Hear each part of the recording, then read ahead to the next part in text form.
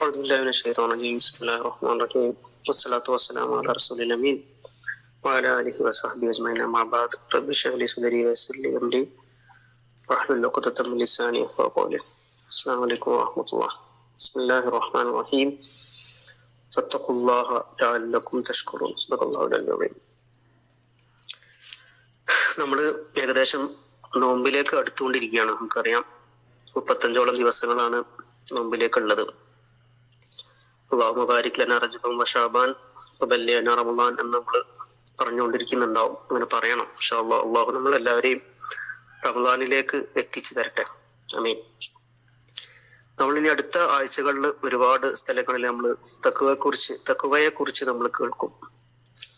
നമ്മൾ ദൈവഭയം എന്നും സൂക്ഷ്മത എന്നൊക്കെ പറയുന്ന തഖ്വ, പ്രത്യേകിച്ച് നമുക്കറിയാം റമളാൻ എന്ന് പറയുന്ന തഖ്വയുമായി ബന്ധപ്പെട്ട് കണക്ട് ചെയ്തിരിക്കുന്ന, നിങ്ങൾ തഖ്വ ഉണ്ടാക്കിയെടുക്കാൻ വേണ്ടിയുള്ള ഒരു മാസമായിട്ടാണ് അള്ളാഹു തന്നെ പരിചയപ്പെടുത്തുന്നത് എന്നൊക്കെ നമുക്കറിയാം. പിന്നെ തഖ്വയെ കുറിച്ച് അങ്ങനെ പറയാനല്ല ഉദ്ദേശിക്കുന്നത്.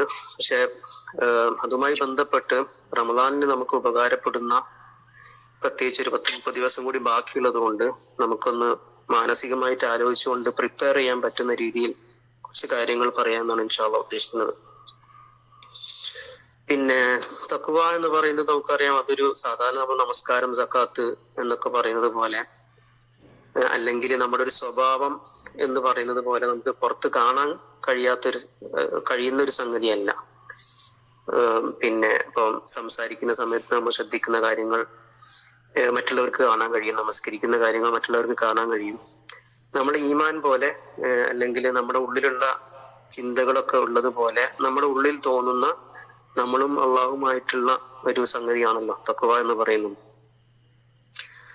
അപ്പൊ അതില് നമുക്കറിയാം, പിന്നെ അത് നമ്മൾ ചെയ്യുന്ന എല്ലാ കാര്യങ്ങളിലും അത് ആ ഒരു സൂക്ഷ്മത, അള്ളാഹുവിനെ കുറിച്ചുള്ള ബോധവും സൂക്ഷ്മതയും അള്ളാഹുവിനെ കുറിച്ചുള്ള പേടിയും, പിന്നെ നമ്മൾ ചെയ്യുന്ന സംഗതിയും നരകവും തമ്മിലുള്ള ആ ഒരു അന്തരം, അല്ലെങ്കിൽ അത് തമ്മിലുള്ള ഒരു ദൂരം കൂട്ടാനുള്ള ഒരു ചിന്ത കൂടിയാണല്ലോ തഖ്വ എന്ന് പറയുന്നത്. അപ്പൊ അതില് നമുക്ക് എങ്ങനെ ഇപ്പൊ തഖ്വ എന്ന് പറയുന്ന സമയത്ത് പറയുന്നത് എന്തിനാന്ന് പറഞ്ഞാൽ, നമ്മള് ഇതിനെക്കുറിച്ച് അങ്ങനെ നമ്മളോരോരുത്തരും വ്യക്തിപരമായിട്ട് ഒരു പക്ഷെ ആലോചിച്ച് തുടങ്ങുക റമളാനിന് ഒരാഴ്ച മുമ്പായിരിക്കും. പക്ഷെ അതിലുപരിയായി ഇതെപ്പോഴും നമ്മുടെ മനസ്സിൽ ഉണ്ടാവേണ്ട ഒരു സംഗതി ആയതുകൊണ്ടും, പ്രത്യേകിച്ച് റമളാനിലേക്ക് കടക്കുന്നതിന് മുമ്പായി ഇതിനെക്കുറിച്ച് നമ്മളൊന്ന് ആലോചിച്ച് തുടങ്ങിയാൽ അതിൽ ചില കാര്യങ്ങൾ നമുക്ക് നേരത്തെ ചെയ്തു വെക്കാനൊക്കെ കഴിയും എന്നുള്ളത് കൊണ്ടാണ് ഇന്ന് ഈ ഒരു സംഗതിയെ കുറിച്ച് സംസാരിക്കാമെന്ന് വിചാരിച്ചത്. അപ്പൊ അതിൽ നമ്മൾ ശ്രദ്ധിക്കേണ്ട ഒരു കാര്യം, ഈ തഖ്വ എന്ന് പറയുന്നത് നമുക്ക് നമ്മുടെ ഓരോ നിമിഷത്തിലും നമ്മൾ ചെയ്യുന്ന ഓരോ കാര്യത്തിലും നമുക്കത് ചെയ്യാൻ കഴിയും എന്നുള്ളതാണ്. കാരണം അള്ളാഹുവിനെ കുറിച്ചുള്ള ബോധം, ഭയം എന്ന് പറയുന്നത് നമുക്ക് ഉണ്ടാവേണ്ടത് എപ്പോഴാണ്? നമ്മൾ ചെയ്യേണ്ട കാര്യങ്ങൾ, നമ്മുടെ മുമ്പിൽ വരുന്ന കാര്യങ്ങൾ, അതിൽ നമ്മൾ ഓരോ നിലപാടുകൾ എടുക്കുന്ന സമയത്ത്, അല്ലെങ്കിൽ ഒരു സംഗതി നമ്മൾ കാണുന്ന സമയത്ത് നമ്മുടെ മനസ്സിൽ വരുന്ന കാര്യങ്ങൾ ഒക്കെ അതൊക്കെ ഈ രൂപത്തിലുള്ള സംഗതികളുമായി ബന്ധപ്പെട്ട ഒരു നമ്മുടെ ഒരു മനസ്സിന്റെ ഒരു ഫീലിംഗ് ആണല്ലോ ഈ തഖ്വ എന്ന് പറയുന്നത്. 1-2 എക്സാമ്പിൾസ് പറയാം. ഇപ്പം പ്രവാചകന്റെ ഒരു ഹദീസ് സല്ലല്ലാഹു അലൈഹി വസല്ലം പറഞ്ഞിട്ടുണ്ട്, ബിലാലിനോട് പറയുന്നുണ്ട്. പിന്നെ അദ്ദേഹം ബിലാൽ റളിയല്ലാഹു അൻഹു സ്വർഗത്തിലെ ഒരു ഘട്ടത്തിൽ ഒരു സ്വപ്നത്തിലോ മറ്റോ പറയുന്ന ഒരു സംഗതിയാണ്, നിങ്ങൾ എന്റെ മുന്നിലൂടെ അങ്ങനെ മുന്നിൽ അതിന്റെ പിന്നെ നടക്കുന്നതിന്റെ സൗണ്ട് ഞാൻ കേട്ടു എന്ന് പറയുന്നു നബി സല്ലല്ലാഹു അലൈഹി വസല്ലം. എന്നിട്ട് അതിനുള്ള കാരണമായിട്ട് പറയുന്നത് ബിലാൽ റളിയല്ലാഹു അൻഹു അദ്ദേഹത്തിന് നിരന്തരം പിന്നെ ആയിട്ട് വുളു ഉണ്ടാകുമായിരുന്നു. വുളു അദ്ദേഹത്തിന് നഷ്ടപ്പെട്ടു കഴിഞ്ഞാൽ അദ്ദേഹം അപ്പൊ തന്നെ വുളു എടുക്കും. പ്ലസ് അതിന്റെ കൂടെ അദ്ദേഹം 2 റക്അത്ത് നിസ്കരിക്കുമായിരുന്നു. അതേപോലെ നമുക്കറിയാം, പ്രവാചകൻ ഒരു സഹാബിയെ കുറിച്ച് പറഞ്ഞത്, അദ്ദേഹം ഭയങ്കര പ്രവർത്തനങ്ങളിലൊന്നും അങ്ങനെ ഭയങ്കര പുറത്തൊന്നും കാണാത്തൊരു മനുഷ്യനായിരുന്നു. പക്ഷെ അദ്ദേഹം സ്വർഗത്തിലാണെന്ന് പറയുകയും, അപ്പൊ അദ്ദേഹത്തെ കുറിച്ച് ഇങ്ങനെ അന്വേഷിക്കാൻ വേണ്ടി പോയ സമയത്ത് അദ്ദേഹം പറയുന്നുണ്ടല്ലോ, ഞാന് എന്നും രാത്രി കടക്കാൻ നേരത്ത് പിന്നെ ഓരോ ദിവസം നടന്ന കാര്യങ്ങളെ കുറിച്ച് ആലോചിക്കുകയും, പിന്നെ മറ്റുള്ളവർ എന്നോട് ചെയ്ത എന്തെങ്കിലും കുറ്റങ്ങളുണ്ട് അവർക്ക് പുറത്തു കൊടുക്കുകയും ചെയ്യും, ആരോടും ഒന്നും ദേഷ്യം തോന്നാത്ത രൂപത്തിൽ ഞാൻ ഉറങ്ങുകയും ചെയ്യും എന്ന് പറയുന്ന ഒരു സംഗതി ഉണ്ടല്ലോ. അപ്പൊ ഇതൊക്കെ തന്നെയാണ് നമ്മുടെ ജീവിതം എന്ന് പറയുന്നത്.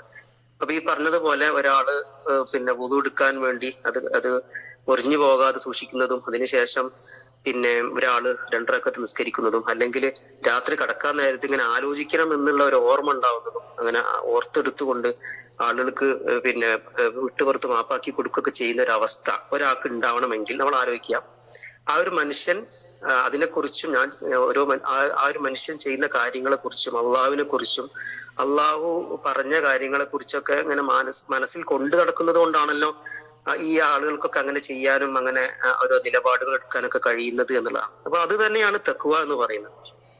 അപ്പൊ നമ്മൾ വിചാരിക്കും നമ്മളിപ്പോ റമദാൻ ഇങ്ങോട്ട് വരുമ്പോഴേക്ക് തഖ്വ അങ്ങോട്ട് ഉണ്ടാക്കുക എന്നുള്ളതല്ല. പിന്നെ അന്നേരം നമുക്ക് കൂടുതൽ അവസരങ്ങൾ കിട്ടുമെന്നുള്ളത് ശരിയാണ്.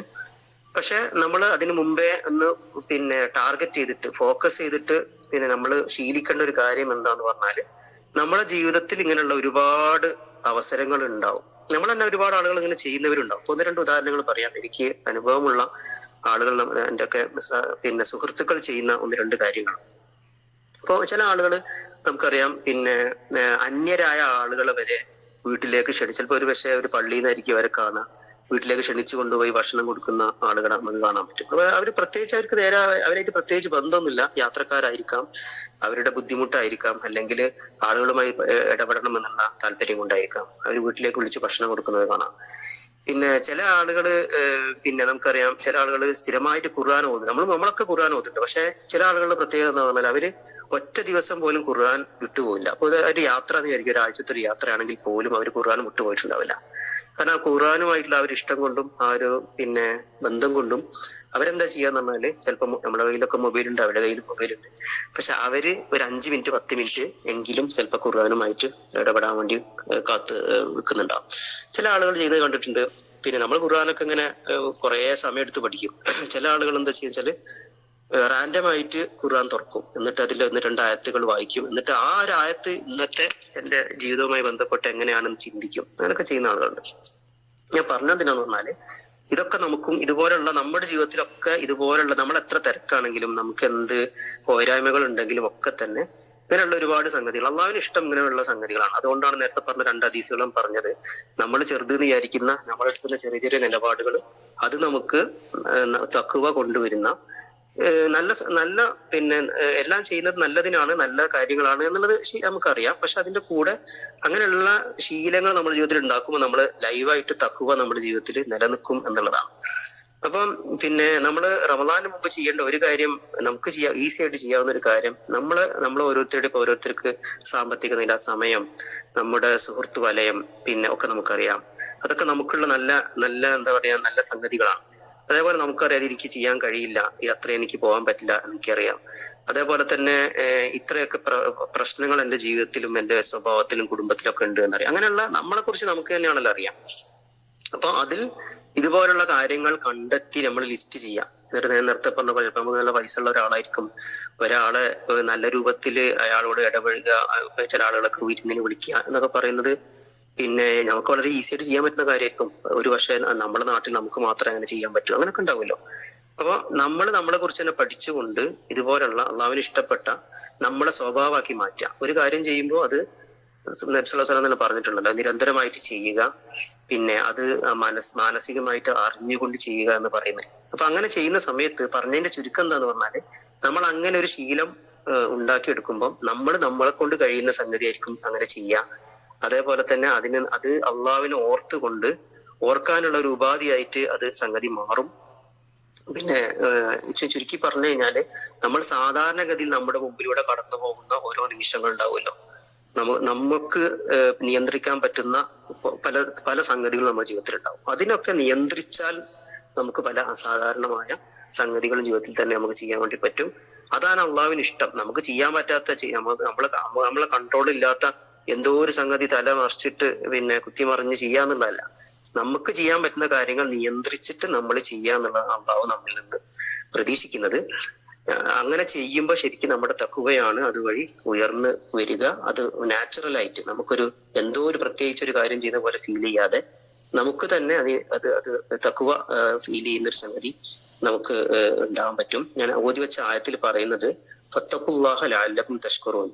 പണ്ഡിതന്മാർ പറയുന്നുണ്ട്, നമുക്ക് തഖ്വ നമ്മുടെ ജീവിതത്തിൽ ഉണ്ടോ എന്ന് അറിയാൻ വേണ്ടി നമ്മൾ നന്ദി കാണിക്കുന്നുണ്ടോ എന്ന് നോക്കിയാൽ മതി എന്നാണ് ഇതിന്റെ അർത്ഥം. അതായത് നിങ്ങൾ തഖ്വയുള്ളവരാണെങ്കിൽ നിങ്ങൾ നന്ദി കാണിക്കും എന്നാണ് പറയുന്നത്. അതിന്റെ അർത്ഥം തഖ്വ ഉണ്ടെങ്കിൽ അള്ളാഹിനെ കുറിച്ച് ഓർമ്മ ഉണ്ടാവും, അള്ളാഹു നമുക്ക് നൽകിയ കാര്യങ്ങളെ കുറിച്ച് നമുക്ക് സ്വാഭാവികമായിട്ടും ബോധം വരും. പിന്നെ അതുവഴി നേരത്തെ പറഞ്ഞതുപോലെ ഒരാളെ പള്ളിയിൽ കണ്ടാല് അയാളെ വീട്ടിലേക്ക് കൊണ്ടുപോകണം എന്നുള്ള ഓർമ്മ പെട്ടെന്ന് വരും, അതൊരു ശീലമായിട്ട് മാറും എന്നുള്ളതാണ്. അങ്ങനെയുള്ള ഒരു ഒരു ഒരു പ്രിപ്പറേഷൻ ഇൻഷാ അള്ളാഹ് നമ്മൾ റമളാനിന് വേണ്ടി ചെയ്യുക. പിന്നെ പലപ്പോഴും ചെറിയ ചെറിയ കാര്യങ്ങളായിരിക്കും ഇതിനുള്ള വലിയ വലിയ മാറ്റങ്ങൾ നമ്മുടെ ജീവിതത്തിൽ ഉണ്ടാവുക. ഇൻഷാ അള്ളാഹ് ഏതായാലും ഒരു മാസത്തിലധികം ഉണ്ട്. പിന്നെ റമളാനിന് വേണ്ടി അള്ളാഹു റമളാനിൽ എത്തിക്കട്ടെ. തഖ്വയെ ആ രൂപത്തിൽ കൈകാര്യം ചെയ്യുന്ന പിന്നെ പരിഗണിക്കുന്ന ആളുകളുടെ കൂട്ടത്തിൽ അള്ളാഹു ഈ റമളാനിലേക്ക് ഒരുങ്ങുന്ന ഒരു ഘട്ടത്തിൽ അള്ളാഹു നമുക്ക് ആ രൂപത്തിൽ ഒരു തൗഫീക്ക് നമുക്കും നമ്മുടെ കുടുംബത്തിനുമൊക്കെ ഉണ്ടാക്കിയെടുക്കട്ടെ. അങ്ങനെ നല്ല രൂപത്തിൽ റമളാനെ ഉപയോഗപ്പെടുത്തുന്ന നിലനിൽക്കുന്ന മാറ്റങ്ങൾ ജീവിതത്തിൽ ഉണ്ടാക്കുന്ന റമളാനാക്കി അള്ളാഹു നമുക്ക് എല്ലാവർക്കും റമളാനെ മാറ്റി തരട്ടെ. ربنا ظلمنا انفسنا وان لم تغفر لنا وترحمنا لنكونن من الخاسرين. اللهم بارك لنا رجبا وشعبان وبلغنا رمضان. ربنا تقبل منا انك انت السميع العليم وتب علينا انك انت التواب الرحيم. امين امين برحمتك يا ارحم الراحمين. السلام عليكم ورحمه الله.